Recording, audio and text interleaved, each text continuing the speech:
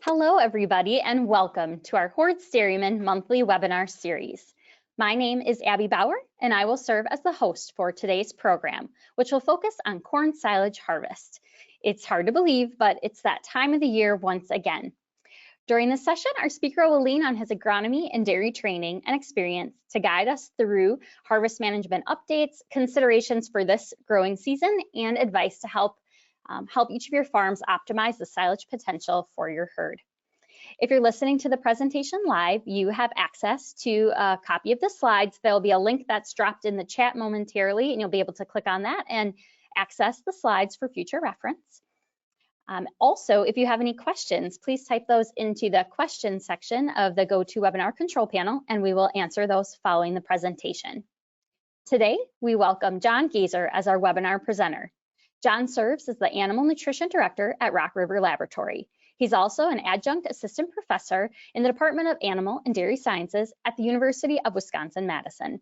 On top of that, John is a dairy consultant for Cows Agree Consulting, LLC, and he's also a regular writer for our Hordes Dairyman magazine. John grew up in the dairy industry, following in his father's footsteps by pursuing a career in dairy nutrition. He earned his bachelor's, master's, and PhDs from the University of Wisconsin-Madison. He has training and experience in agronomy, plant breeding and genetics, forage management, and dairy nutrition. And he's been working at Rock River Laboratory since 2012, overseeing their animal nutrition, technical support, and research. Dr. Gazer, welcome to the webinar, and I look forward to hearing your presentation, which is titled, Making the Most of This Year's Corn Silage. Thank you, Abby. I continue to appreciate our collaborative working arrangement with the Hordes Dairymen, continue to be a leading or contributing thought leading content, and I'm going to look to uphold that high bar that Hordes Dairymen brings forth. I'm also going to channel my inner Dr. Hutchins today. Mike, if you're out there listening, we've got a lot of content that we're bringing forth today. We're taking a markedly different path this year with our live stream effort, looking out ahead of chopping corn for silage, where we have connected with agronomists in many different regions throughout the United States, and we seem to be one-upping each prior year the last few years. So I felt like it was time we bring in and expand our insights from different growing regions to really tailor our management recommendations corresponding to where many of you may be growing corn for silage. But we've got a lot of content today, so we're going to hustle. So as we reflect on this growing season to this point, but also project forward as we're nearing the finish line and harvesting corn for silage, thankfully there are much needed profitable times ahead. So we have all the incentive in the world to go after and optimize the silage crop and its quality. We'll talk a little bit about what the 2024 growing season has been and what our experiences have been. And as I mentioned before, we're bringing in insights from expert agronomists in different regions of the country. And then I'm going to chime in with some of my thoughts from a nutritionist perspective. We aim to leave you with a number of tips to optimize the harvest. In a lot of cases, it's going to be protecting what we have out in the field, doing the best we can. There may be some feeding strategy adjustments that we should consider making sooner than later, which we'll get into just a little bit. And then one prevailing theme that seems to be materializing this year are some feed hygiene concerns. So we'll talk a little bit about that, but largely carrying an optimistic mindset. Abby, in my introduction, mentioned that I'm following my father's footsteps. Tomorrow will mark 7 years since we lost my dad unexpectedly, but he was an eternal optimist. So I maintain that optimism today. I'm excited to be part of the industry, hopefully helping you all do a little bit better each month and year. So carrying that optimism forth, looking out and leaning into some of Mark Linsmeyer and the Margin Smart team's projections. On the left-hand side of the screen, we have the historical net income before tax. So I don't need to tell you all how rough it's been the last 6 to 18 months. This graphic details that. However, notice the strong upward trajectory in the last quarter. And then if we look out to the projections, the next 12 calendar months, break even is thankfully way down here in the bottom of this graphic. And if we look at the projections of the last couple of weeks from Mark's team, we see quite profitable times and well-deserved profits ahead for our dairy industry. So This is an averaged area in the upper Midwest, but we seem to be in a position where we will be somewhere between $2 and $4 per hundredweight in much needed margin over the next quarter, even turning the page toward next year. So thrilled to talk about these projections. This isn't reality yet at this point, but certainly the market fundamentals are pointing us in an upward and a bullish projection standpoint. Our focus today is silage quality. And so we're building upon and utilizing content that we've used in years past in the live stream. When we define silage quality, it typically, and when I'm asked to project what my assessment of a corn silage analysis is, it's a function of nutrient content and nutrient digestibility, ultimately getting us to some estimate of energy. I like to look at TDN, that's our total digestible nutrients, which in the case of corn silage can be defined in many different ways. I like to use this graphic as we relate forage or feed quality, which is fairly complex, relate that to dairy cow responses. So dairy cows are awesome in that they can convert otherwise unusable calories for many monogastric species into high quality, nutritious animal protein and fat. So the responses in terms of dry matter intake, even eating behavior, but ultimately what we're being paid for in terms of milk, fat, protein, lactose is a function of many different things, nutrition characteristics and particle size. But in the case of corn silage, we tend to focus on the carbohydrates. I'm a carbohydrate junkie. My friends actually poke fun at me because I tend to shy away from, say, processed carbs, but I'm a carbohydrate junkie in animal nutrition terms because we tend to focus on fiber content, starch content, and then the fiber and starch digestibility. So as we look at and project out our nutritional quality of our corn silage, we're going to focus on the stover and the fibrous fraction and the grain and starch fraction today. When we look at and borrowing this content from an article published in Horde's Dairyman a number of years ago now, when we look at the energy potential of corn silage, just to reiterate that point, it is 70+% of our calories are coming from carbohydrates. So when you look at your forage analyses, such as this example from Rock River Laboratory, borrowed from our friends at Rosie Lane Holsteins, the carbohydrates are grouped together in the middle upper portion of the forage analyses. So this is your fiber content, your starch, in some cases sugar. And then we have a mess of nutrient digestibilities. Talk to your nutritionist about these. There's many different fiber digestion measures, many different starch digestion measures, but this is going to be the focal point for us today and well into the future to wrap up and put a picture or paint a picture of our corn silage quality. I tend to look at a couple of other metrics as well, but really fiber content, starch content, and then fiber digestibility and starch digestibility are where you want to focus on your forage analyses. So as we delve into now, looking at where we've been over the last few months in terms of growing season and then making some projections out, I hate to admit that I probably wasn't overly accurate with some of my projections last year as we were sitting in late July and early August because we got some rains. We ended up with pretty high quality forage, but hey, I'm apt to flip-flop. So let's pose a question to you all as attendees and let's get into a poll. Perfect. So we want to see what you're experiencing this summer out on your farms or the farms with that you work with. So please pick one of the answers that are on the screen right now. Have you been experiencing a hot and dry summer?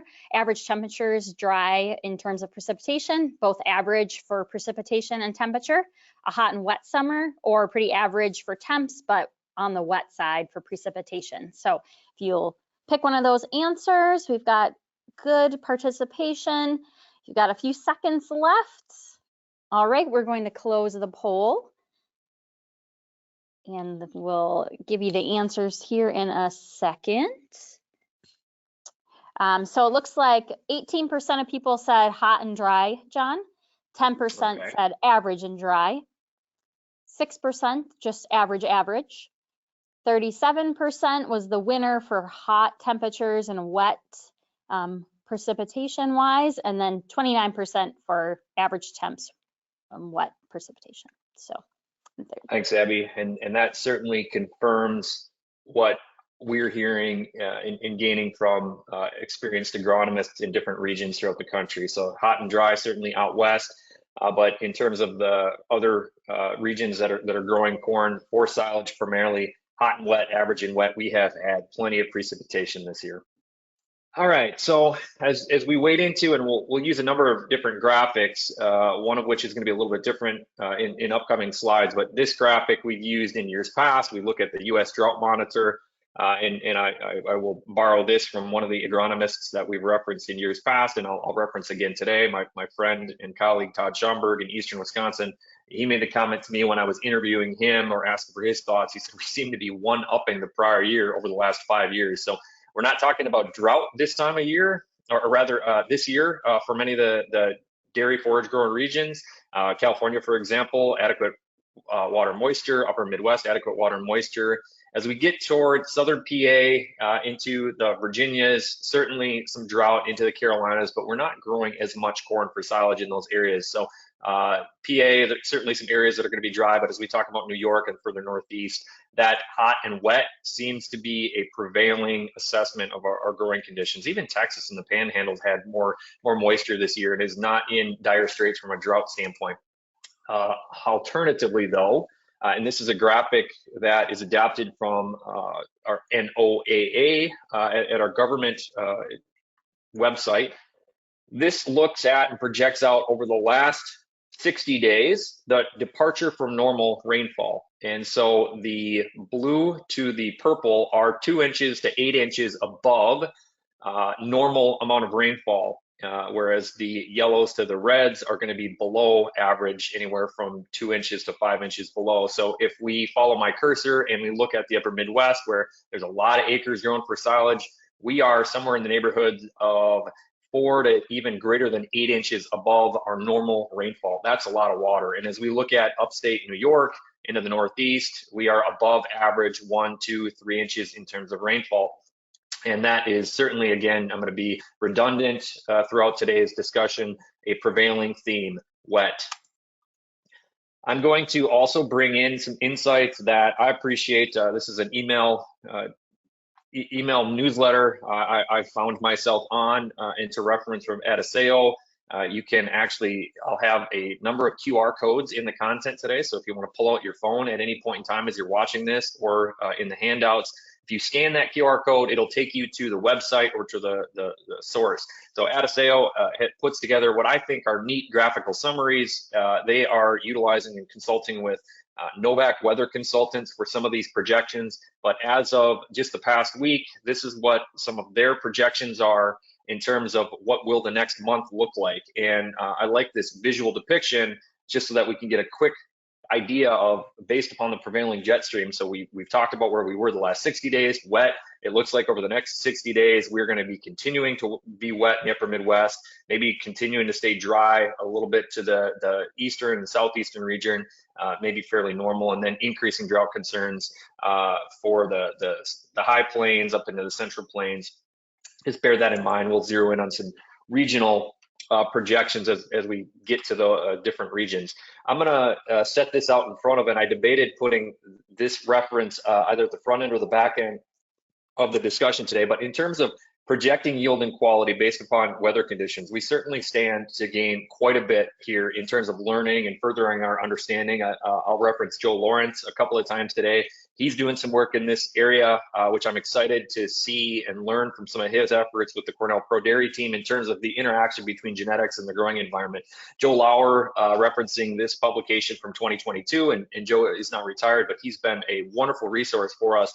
He looked at, just to reset, about 30 years of hybrid trial data, and he had checks hybrids that were growing year in, year out. And at one point, he looked at the check hybrid performance relative to the growing conditions, above or below average, both in terms of temperature and precipitation. So then I'll have a few graphics on the next 3 slides. The first being starch content, the next being fiber content, and then fiber digestibility. And think back to what I was talking about in terms of defining forage quality. Fiber content, starch content, fiber digestibility, that's 75 to 80% of the story.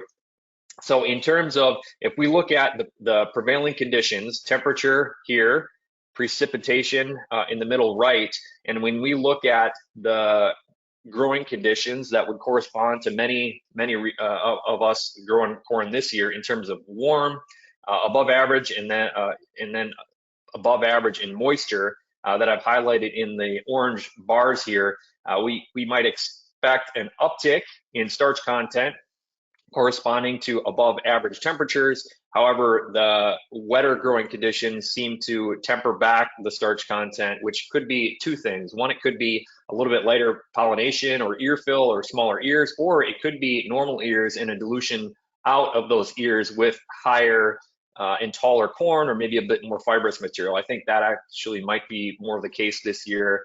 Corn stretching out, maybe getting a bit taller where we don't have drown out corn or poor emergence. So starch content, I think, might be average to slightly down this year. In terms of forage yield, I misspoke. So fiber content and starch content play off one another. So if our starch goes up, our fiber is going to go down and vice versa. But in terms of forage yield, which is certainly a very important metric for us all, I'm just going to point out the overly wet or the wetter years tend to be a little bit lighter in terms of corn silage yield. So I think this is probably going to be the case for a number of us out there, just with maybe a little bit lighter yields. But where the rubber really hits the road in terms of forage quality is bringing in that fiber digestibility. And I hope I'm wrong with this, although I've had a number of people speculate that they think we might be trending in this direction. So it didn't appear that, summarizing Joe's data in the 30-ish years of hybrid trials, the temperature didn't seem to have much of an impact on rumen fiber digestibility. However, the years where we have well above average rainfall and moisture throughout the first half of the growing season, which is a very important time for lignification and resulting forage quality, it looks like we have a little bit lesser fiber digestibility, maybe a little bit more lignin. So this I guess should keep this in the back of your mind, and this is going to be a prevailing theme as we work through today. And again, if you want to and care to read Joe's publication and get some of the backstory and methods, please scan this QR code and it'll take you right to the blog post from Joe a couple of years ago.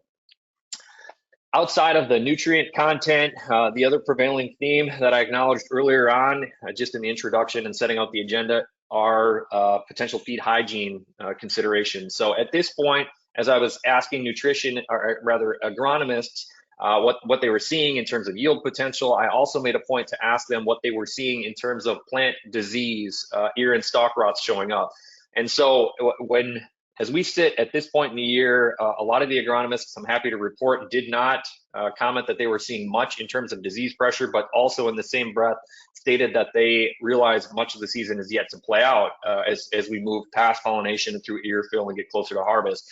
And leaning on another thought leader, Dr. Damon Smith, University of Wisconsin, Badger Crop Doc, and he does a lot of great work in the upper Midwest. And there's a number of other great plant pathologists out there, such as Marty Chilvers at MSU, Darcy Tolenko, I think down at Purdue or in Indiana, and in other regions. But they've taught me that really for plant disease and pathogens to come about, we need both favorable weather, have the pathogen present, and have a susceptible host. So this is the disease triangle, which we need to bear in mind in terms of just potential for disease pressure. So we've certainly had favorable weather with above adequate and above average moisture through a lot of our growing conditions.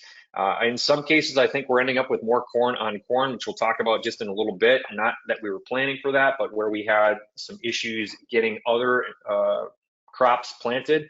And then in terms of, do we have a susceptible host? This is kind of the missing piece right now that is yet to be defined. We've certainly done better, I think, in discussing and talking about hybrid resistance as a contributing factor to disrupting this disease triangle. But this is certainly a talking point for us as we head into harvest and do what we can in both monitoring, walking fields, scouting for disease pressure coming in, but being aware of potential disease infestation. So as I mentioned, we're going to now take a big picture, but then zero in on different regions. So I'm going to have a number of graphics just highlighting different regions of the country. Just to denote, I've adapted those from Wikipedia. But let's start getting into what we're seeing and hearing in different regions. And we're going to start out west. So out west, speaking with some growers and actually dairies that have cut their corn for silage, and talking to some nutritionists, just asking how bad has it been in terms of heat. We've had above average heat units through much of the US this year. What's been a little bit different has been the availability of water. So we've had adequate water to grow the crop, but we've had excessive heat. One of the nutritionists I talked to in terms of just how do we benchmark how hot it's been, because we see on the news reports of 105, 110, 115 degree Fahrenheit. But what Mike DeGroat actually commented to me last week was that he actually tracks the number of nights. I think it was 70 degrees. It might have even been 80, but either 70 or 80 degrees, number of nights above 70 or 80 degrees. And I think he stated there were a dozen to maybe more than a dozen nights. And learning from both some plant breeders like Natalia De Leon at the University of Wisconsin, and then some other agronomists, that corn is interesting in that during the day it photosynthesizes and builds up some starch reserves that aren't necessarily in the grain yet, but really the grain building and the ear development and maturation happens overnight. So one thing I've learned in the last few weeks is that if we have these excessively hot nights, the plants don't convert the photosynthate that's collected and harvested during the day from the sunlight or built up during the day. They don't necessarily convert that into starch. The starch just sits in a labile or in kind of a status quo. It's not built into the ear because that plant is stressed overnight. That's interesting, and that made some sense because as I've talked with some dairies that have harvested early silage out west, they're seeing really light starch contents, 19 to 25%. Extreme heat can also cause some issues in terms of pollination, even before ear fill. So that's going to be something that's come up in Texas. So I'm expecting a little bit lighter starch content on average in our silage out west this year, which will mean we need a little bit more corn grain. As we move from the west down south, appreciate Emilio taking my call and jumping on the phone with me and just talking about what he's seen in the Panhandle, primarily as he operates in and around Hereford, Texas. So he stated we have a pretty wide-ranging amount of maturity out there, but he said that's pretty normal with guys getting in the fields and planting from what he deems early out to like June or even into July, getting out after some other crops or just prioritizing corn for silage a little bit later. He commented that disease pressures not too bad, but this extreme heat concept and the impact on the plant and crop physiology overnight, seeing some greater pollination issues this year. So his comment was that he's expecting smaller ears, lighter starch content. He thought even the higher end of starch content in 2024 silage might be 35% and down from there. And that's going to be a marked maybe 4 to 6 units down from where we've been in the past. When I asked him about disease pressure, didn't really have much to speak of, as I don't know before, but he brought up an insect pest that I hadn't heard of previously, but spider mites. So if you're farming down south, spider mites, if not addressed, certainly could create some yield and quality issues. And then there's another, I don't know if it's a disease phenomena, but certainly an issue that seems to be cropping up a little bit more, and we'll pay attention to this in future years. Something that he denoted as late season decline in corn. Didn't exactly have a scientific reason for why this late season decline in corn may happen, but in particular in the northern panhandle, that's going to be something we'll be paying attention to in future years. So in terms of wrapping up and projecting the quality, we're probably going to need a little bit more corn grain, which isn't going to be great, but thankfully, again, the margin forecasts look pretty good. In terms of the quality, fiber digestibility might be up a touch, just given the little bit lighter starch content, but really the fiber versus starch content or the amount of grain relative to the store is going to be the big driver of quality in Texas. Projecting out the remainder of the growing season, again, this is adapting from an Adiseo weather report. Looks like we're going to be continuing to experience pretty hot weather, precipitation, probably about average for the Panhandle, where we're growing a lot of acres for dairy and beef cattle. In the southeast, I was not able to connect with any agronomists in the Georgia through Florida area. There's quite a few dairy cows down that way, but at least in terms of the growing environment, I know a lot of our corn has been harvested already mid-July. For any corn that is out there yet coming into condition, maybe our second season or later season corn, we're going to be average for temperature and looks to be, we'll look to continue being quite wet. So that might also hamper us from just a yield standpoint more than anything else. Transitioning into the northern regions as we now work from the Dakotas through the upper Midwest and then out east, Todd Axtell touched base with him with regards to what he's seeing in South Dakota. Another prevailing theme we are going to see throughout the course of today's presentation is a wide ranging maturity due to a number of different factors. So down south in Texas, fairly common with that just happening year in, year out. But as we get into the upper Midwest, we're seeing wide-ranging maturity, but more so due to planting windows, early versus late, or potentially even emergence and just the corn not doing as well with some of the heavier rainfall and moisture we had earlier this year. So Todd commented that pretty wide planting window just with regards to when we could get in the fields.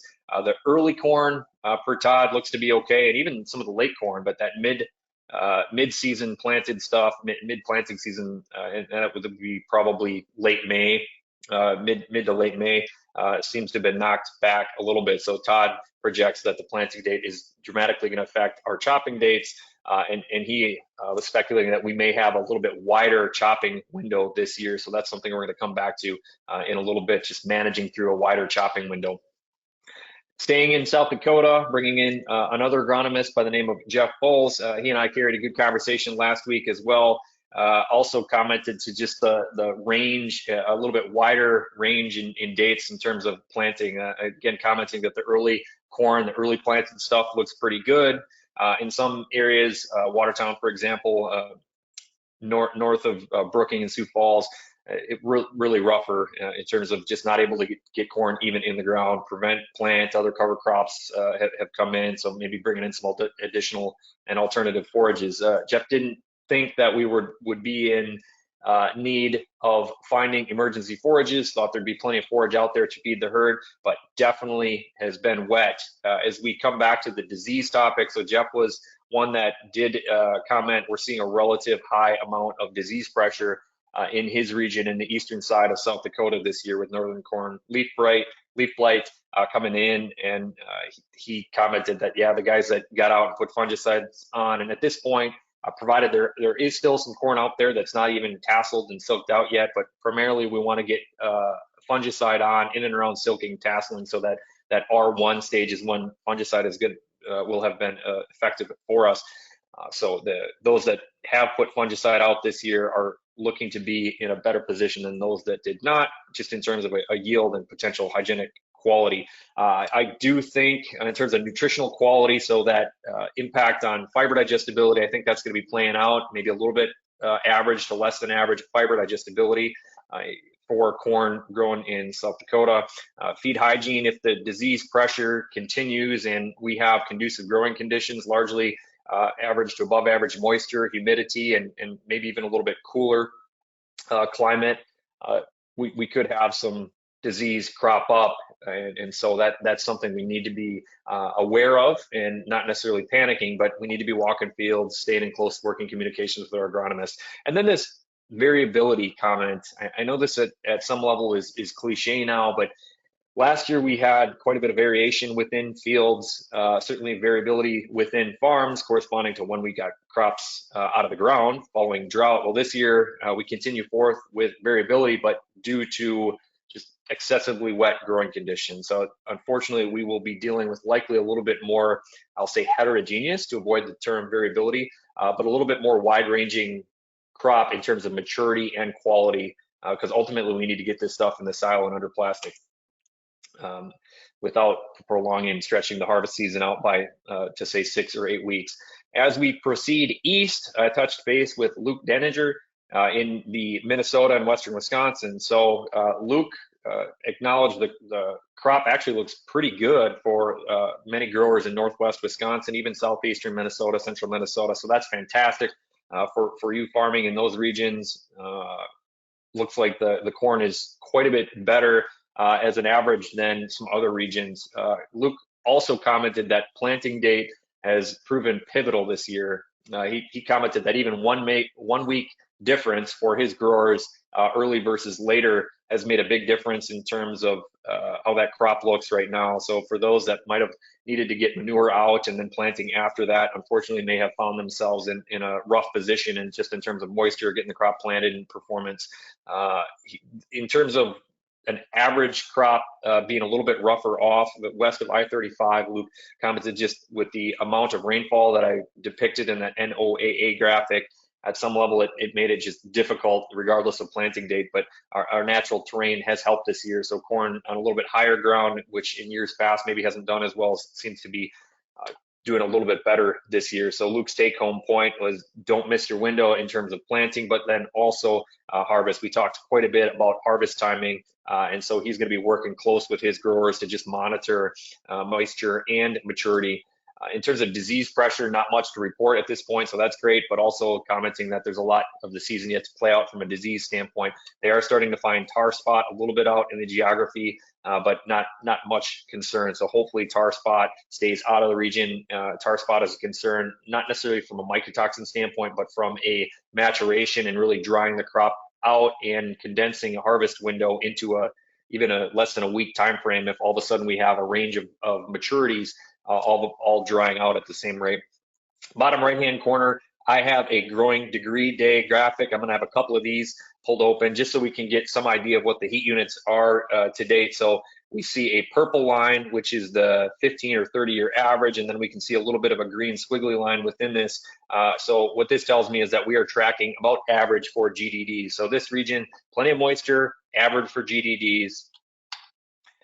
As we work from Minnesota into Wisconsin, I touched base with Drew Mizgalski, appreciated his insights on a couple of occasions. And for those of you farming in central Wisconsin, you guys are absolutely awesome. Appreciate you farming through some of the rougher conditions we've experienced earlier this year. There are a lot of dairy cows in central and western Wisconsin, but unfortunately, we've just had really rough growing conditions. I'm not talking much about alfalfa and grass crops this year, but heard some accounts of alfalfa and grass not being harvested until late June or even early July just because we couldn't get into fields, or where we did get in fields, we've done some pretty substantial damage to fields. So that comment will come up and that theme will come up in a slide or two again. So we've got an even greater range to planting dates out even into mid-July. So in terms of central Wisconsin, this is where, like I spoke about before, we may have wanted to put beans in the ground on some acres, but we just ended up putting corn in. So where we've had corn on corn on corn, maybe a year or two longer than we wanted, we certainly need to be mindful of our crop residue and pathogen potential there. In terms of the range in maturity that we're seeing out there as of last week, I mean, easily a 10-day to 2-week spread in maturity within a field that would have gotten planted all at the same time. Drew is seeing corn that is still waist high all the way to some of the better corn that's at milk stage already. Unfortunately, those that are farming with a little bit more aggressive soil health management practices, such as no-till corn, the corn didn't do as well in those fields just due to the excessive moisture. One thing that has come up this year that I didn't anticipate, learned a little bit from Natalia as she was working with some of her breeding plots at University of Wisconsin, but then Drew commented as well, with the amount of moisture we've had this year relative to last year, we may have had the same genetics, but the genetics and the root structure grew completely differently. So last year we had roots that penetrated and went far down to find moisture, and our genetic potential really came through in terms of drought resistance and tolerance, and we ended up with a pretty good crop when the rains came. Well, this year we've had the flip-flop, and we've had far above average moisture, and so our root depth is nowhere near what it was last year. And actually, we have a lot of laterally growing roots. And so what Drew commented and Natalia had commented that we've been farming primarily in very wet growing conditions, but in some cases where we've had 3 to 5 days without rain, he's starting to see drought symptoms come about just due to that corn not having roots down below where the moisture is. So that's interesting and something that we want to be mindful of as we get into the later season, because the corn maybe doesn't have as strong a root structure. So ultimately, Drew and growers in central Wisconsin are hoping for a longer season where we can gain yield and starch and try and stretch out our harvest window as long as possible. This comment of adjusting diets now. So if we are projecting out and we're thinking that our quality might not be as as great as it was last year, it might make some sense to cut back on our silage a little bit now and try and stretch out our good and higher quality forage inventory and try and feed that alongside maybe a little bit less desirable forage quality as long into the future as possible. That's something I wrote about with a Hordes Dairyman Intel newsletter contribution last week. So check out that newsletter or maybe bring that topic up with your nutritionist. And we'll be coming back to this as we get out east. In terms of eastern Wisconsin, similar to central Wisconsin, and that it's just been a day-to-day challenge in management. It was certainly a challenge to get corn in the ground. Here's that Intel newsletter I referenced before. Todd commented that some of his growers have a 3-week spread to maturity. So in central Wisconsin, I was talking about 10 days to 2 weeks. Well, Todd in eastern Wisconsin is seeing it spread out even to 3 weeks. So it's certainly been a challenging season. We will have forage, we will have inventory, but our quality maybe isn't necessarily the best. One comment that Todd made that I wouldn't necessarily have thought about, but our fields, our haylage fields took a beating. And so in terms of options and thinking proactively into the future, what Todd means is that just getting out in fields that ideally we wouldn't have wanted to get out into just because they were too wet. We might have knocked a year or two of stand life off our haylage fields. So we might have opportunity to, say, be a little bit more aggressive, maybe rip out some haylage acres and come in with either some fall forages if we need some forage, or maybe thinking about going after it a little bit proactively and differently next year, ripping fields out maybe a year before we would have liked, but not trying to stretch a field out just because we're used to farming an alfalfa field for, say, 4 or 5 years, but really let's be reactive into the future. And this will be a topic we come back to. And I like Todd's also, his last comment in terms of just staying optimistic in terms of long-term. Corn is cheap, relatively speaking, right now. By and large, the U.S. crop is in a pretty good spot. Our local basis will likely be a little bit different, but if we would be in maybe a little bit different and maybe a bit more bullish corn market, it would be all that much harder from a margin standpoint. In terms of projecting out, leaning into the Adiseo projections for the next month, this August 1 projection looks like we will, in terms of Minnesota, Wisconsin, maybe trending a little bit cooler. We've certainly experienced that the last week or two. The weather's been gorgeous from a human standpoint, from a cow and THI standpoint, but in terms of growing units, we're going to be backing off a little bit. And looks like we're going to continue with above average precip based on this forecast. Coming into Michigan, appreciate Dan Bollinger taking my call. And we talked a lot about what the crop looks like in Michigan. By and large, the crop looks pretty good. Plenty of growing degree days, GDDs. And in some cases, not as much moisture as what we've had over to the west on the west side of Lake Michigan, but getting water when we need it. So the crop's looking pretty good. Dan has been focusing with his growers a lot on disease prevention, starting with hybrid resistance, and I think that's fantastic, but also in looking at fungicide. And then now they're at a position where they are starting to stage their silage harvest or harvest for silage in walking fields, which is something we've been talking about over the last few years, but also looking at GDDs and maybe hybrid and maybe disease pressure to stage the harvest order. And that's something I think that we can, by and large, learn from Dan and his team's effort and adapt elsewhere. Because Dan taught me one thing that comes from their commercial research: every unit increase in dry matter to the point that we don't get overly mature, but where we still have healthy plants, we can gain starch, we can gain yield, and we do give up a little bit of fiber digestibility. But these benchmarks may be helpful if you're interested in doing some projections, just balancing moisture, maturity relative to harvest as you stage out your crop. So in terms of Michigan, I think we're in a pretty good shape. Quality, we'll see. We see in the GDD graphic here, above average growing degree days, which builds upon what Dan was saying. In terms of quality, I think in fiber digestibility, I think we'll be okay, just given that we didn't have excessive moisture like we had in some of the western regions. As we transition out into New York, so I referenced Joe Lawrence before, thought leader does some great work. We've got extreme variability yet again out east. In this year, it's a little bit more similar to last year, which contradicts some of the other regions, because out in New York, we had moisture as well as some heat units last year, and we had some feed hygiene concerns coming out of last year. Unfortunately, we had a little bit more disease pressure, and Joe's thought is that we will continue along that path this year. So we want to do everything we can to maintain healthy plants. At this point, again, a lot of those decisions have been made, but really we want to be monitoring the disease pressure and potential for disease infestation in and around harvest to avoid changing of that harvest interval and window.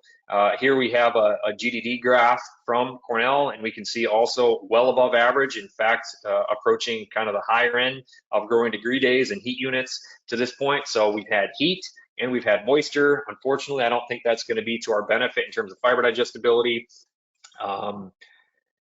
Silage is probably going to be early for some out there, but Joe stressed, let's not jump the gun necessarily. Let's be patient.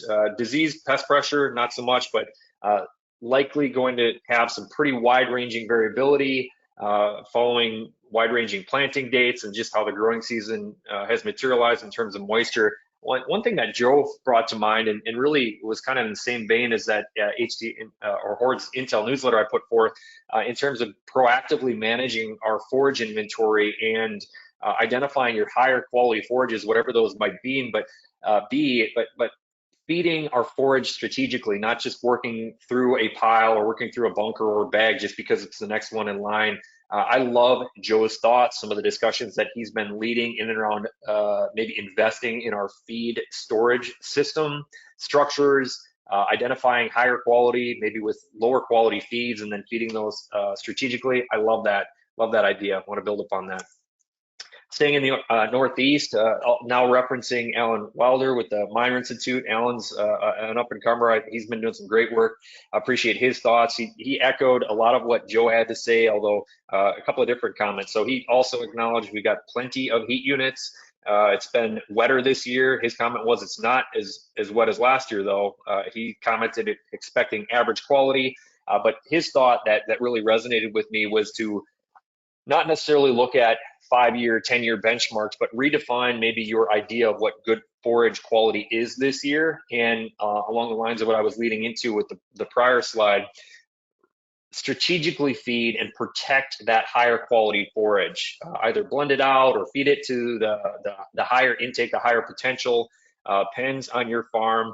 And then he also added a comment that we do still have opportunities this year to go after some high quality forage. So whether that be with a late alfalfa cutting or potentially even ripping some fields out and putting some peas and oats in some fall seeded forage and then harvesting that when it's relatively immature to get some higher fiber digestibility feed in the feed storage center. I think that's a great idea and one that I was not necessarily thinking about. So we do have a number of ways that we can continue to feed cows. They don't have a forage requirement per se.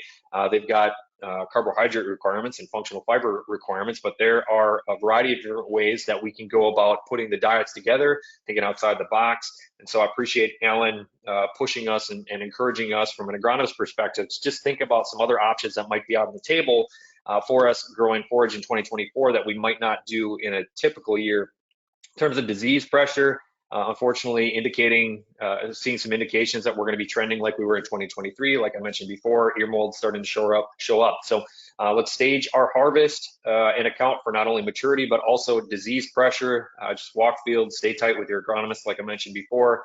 Let's manage our risk to the extent we can, and in hopes that we don't have a condensed harvest window. One thing that Joe made mention of before that I forgot to bring in, if I jump back a slide. So not only putting higher quality feed in a separate spot from lower quality feed, but in the event that we had such a wide range to our planting periods, we may actually have 2 harvest intervals. And so if we're stretched out, say 3, 4, even 5 weeks in harvest, it may make some sense to just harvest that early stuff and then cover it, seal it, and then come back and somehow put together a separate bag or bunker or pile, just isolate and keep that later harvested forage or later harvested silage. Don't try and do everything at once, perhaps. Maybe consider thinking outside the box and being maybe a little bit more strategic in not following just the historical norms in terms of our corn silage is going to go in this pile or it's going to go in this bunker. It may make a lot of sense for us to think about 2 different spots for silage. terms of the projections, out of sales projections and the Novak weather consultants, below average temps and above average precip. So building upon Alan's comments in terms of the potential for disease coming in, I think we need to be very attentive to what our crop health is looking like. So as we draw to get closer to the finish line with today's live stream, the prevailing insights have been what many of you chimed in and commented in terms of your growing conditions: adequate to above average heat, above average moisture, and this planting date concept in terms of early corn versus late corn. That's something that came through in talking to a number of agronomists, and I just didn't anticipate the planting date would be as strong of a driver of resulting yield and quality, but that certainly seems to be something coming through. Earlier planted corn certainly did better this year, so keep that in the back of your mind maybe for future years, whereas the later planted corn just seems to be a bit struggling. If anything, I think we will have perhaps a bit lighter starch content for those in the south and the west due to maybe a little bit lighter pollination or just some heat-induced ear development issues. And in the upper Midwest through the tri-state region, the Northeast, maybe we just have average ears, but maybe our forage stretched out, or just maybe a little bit more fiber. So we'll see if my projections end up coming through. And I do anticipate, unfortunately, there will be an uptick in feed hygiene issues, and these would be your yeasts, your molds, and perhaps some mycotoxins showing in. So not panic by any means, but just awareness points right now. So in terms of optimizing the harvest at this point, let's nail our harvest windows. Let's be as aggressive as we can in terms of just getting the right moisture and ideally maturity, but I think in a lot of cases those two won't necessarily go hand in hand. And manage risk. I think that was something that Alan had commented to. Let's do what we can and manage risk. Not put ourselves in position where if a disease, a plant disease and ear rot or tar spot ends up coming in, where we find ourselves really behind the 8 ball.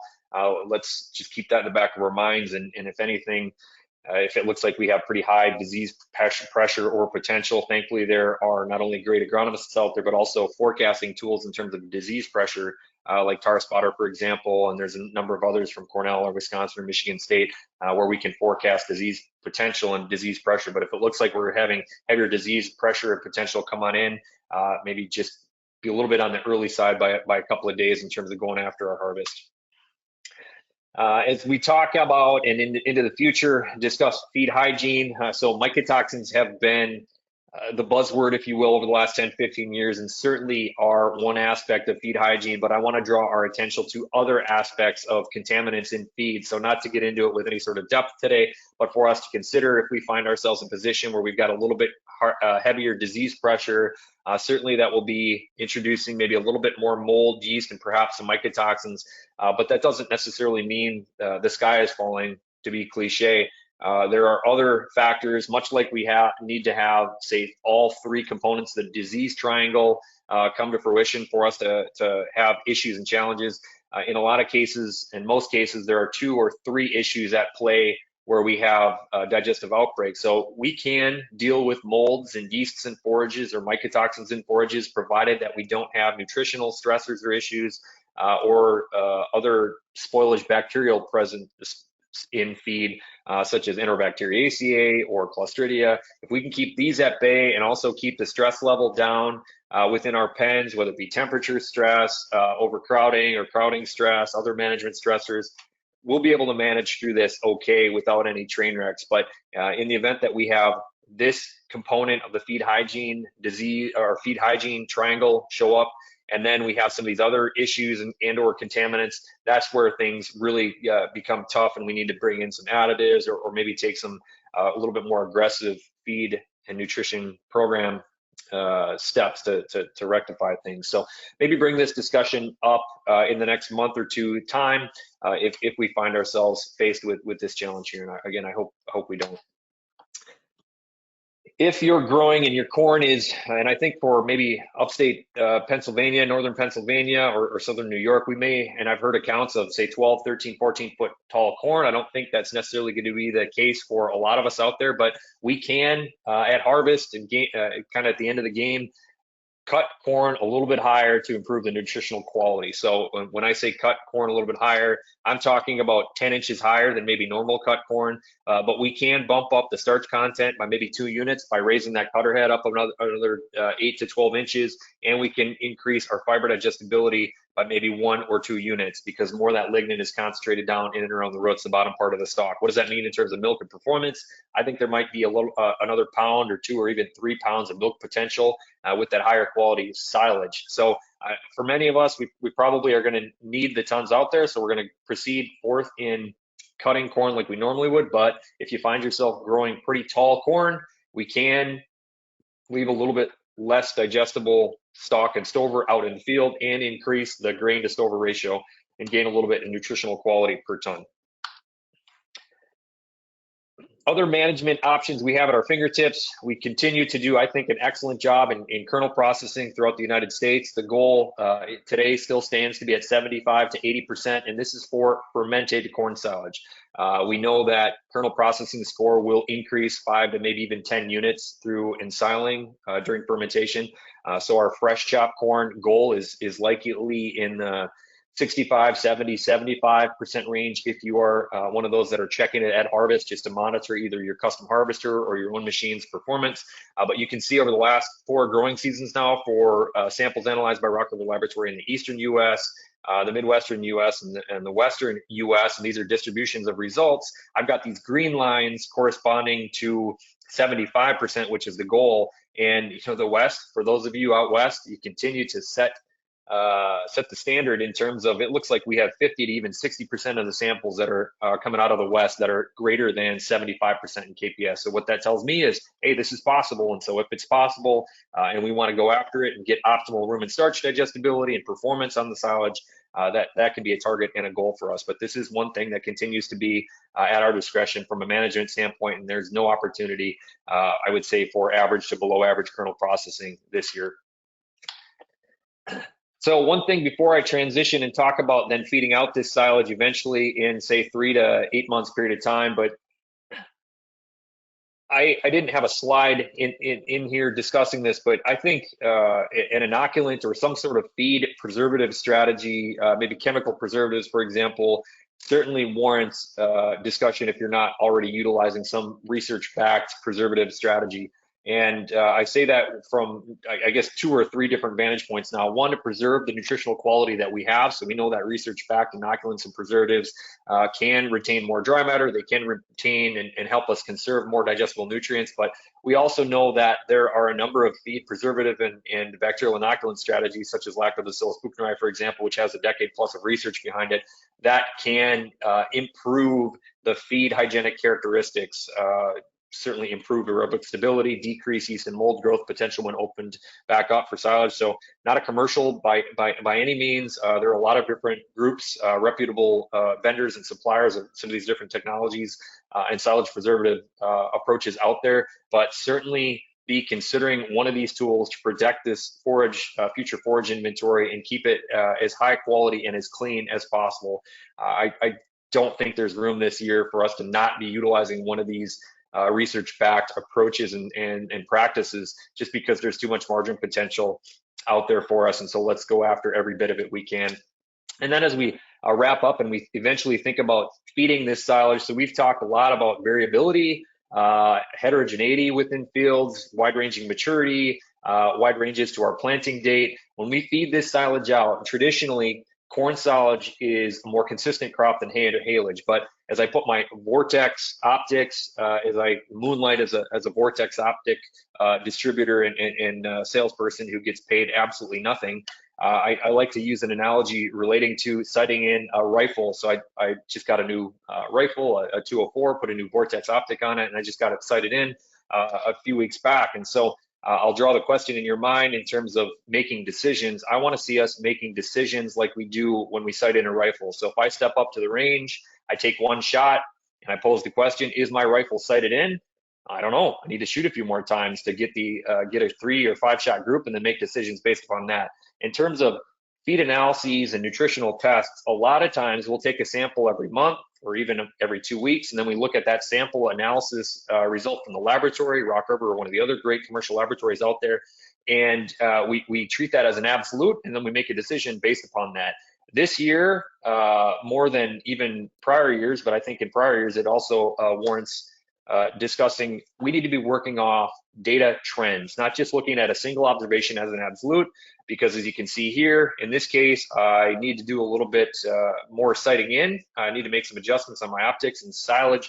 It's the same thing. There is sampling error. There is a little bit less laboratory analysis error and variance that shows up, but really we need to be working off 2 and 3 sample averages to make decisions with how to feed this crop, understanding that it is likely going to be wider ranging in quality and less consistent relative to prior year's silage. So bear that in mind with your nutritionist as you go forth and make decisions and with your diets and make adjustments. So with that said, I've gotten this in and to the finish line in a little bit less than an hour, at least with the content, and I hope to engage with a couple of discussions or questions.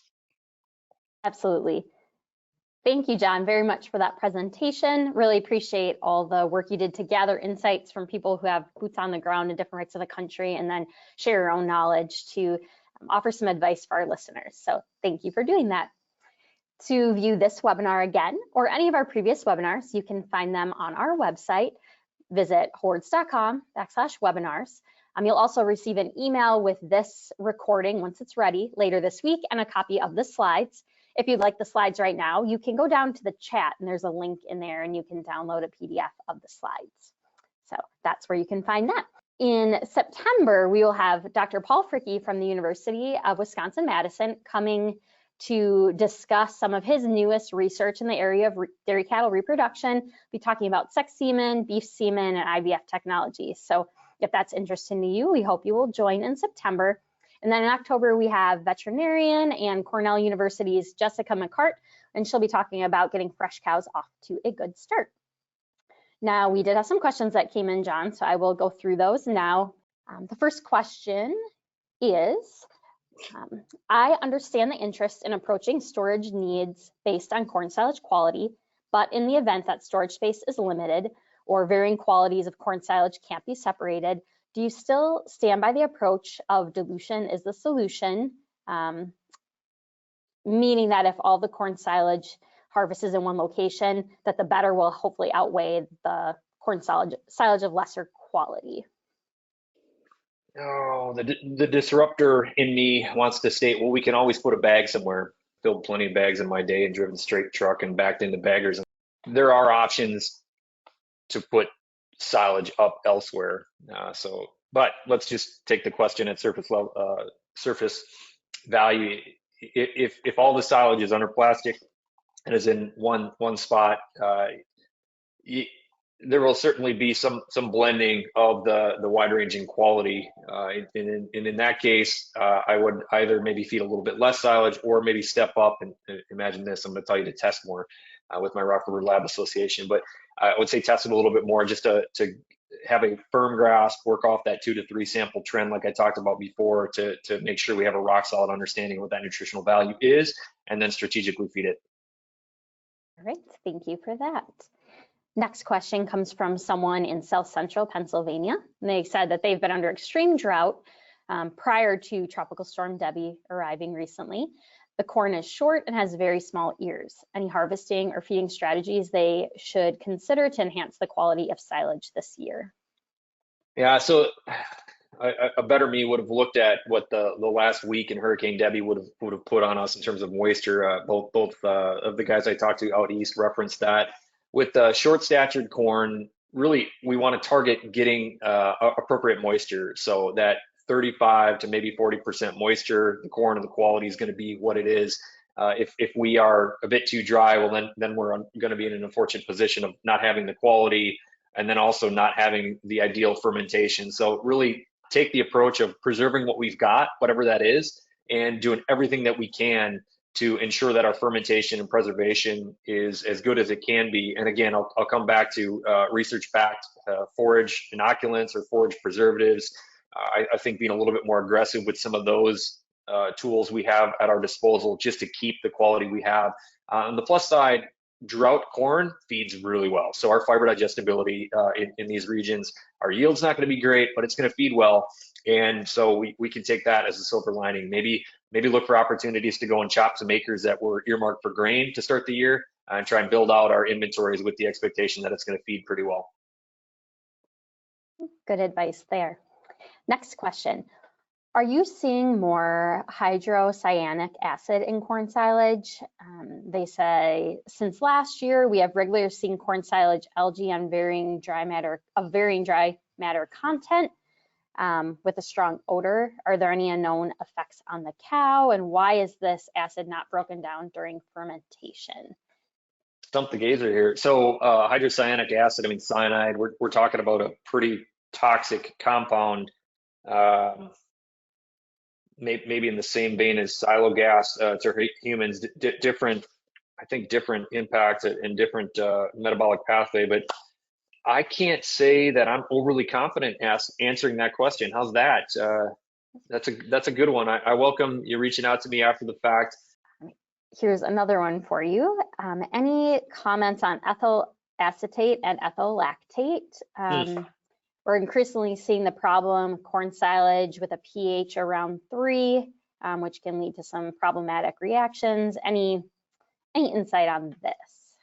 So fermentation is a fascinating approach to preserving feed. When it goes well, I mean, we can have high quality feed, but there are so many unknowns where things just kind of go sideways. And what the attendee and audience members asking about are some compounds that there's a bit of research behind these relating to dry matter intake. So ethyl lactate, ethyl acetate, these are something that the forage labs are starting to test for with advanced fermentation compound analyses and assessments.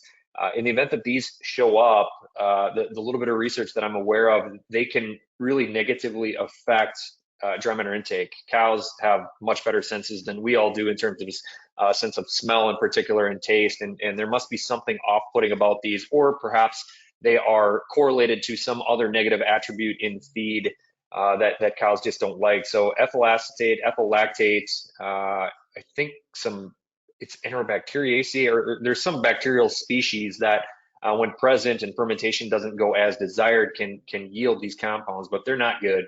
They're not good. So just coming back to the point of let's do everything we can to protect this crop, to ferment it efficiently and down the desired channel, which is a function of moisture content at harvest, pack density and getting the air out, available sugar for fermentation to proceed forth, or maybe some oxygen scavenging chemicals or something along those lines, and then whatever bacteria are present, or hopefully a bacterial inoculant, or like the chemical preservatives, like I mentioned before. Good. And can you reiterate why it's important to not feed silage right away? You know, why we have that desired holding time after harvest, and if someone can't wait the recommended 3 months or longer, is there anything they can do to help enhance that feed quality?